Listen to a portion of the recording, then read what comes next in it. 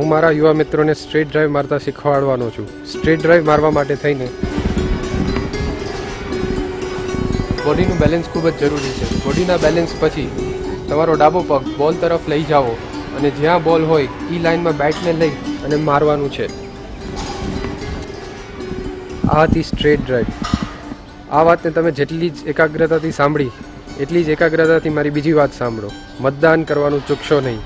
ચાલો લોકશાહીના સૌથી મોટા ઉત્સવને સાથે મળીને મનાવીએ. મતદાન કરીએ.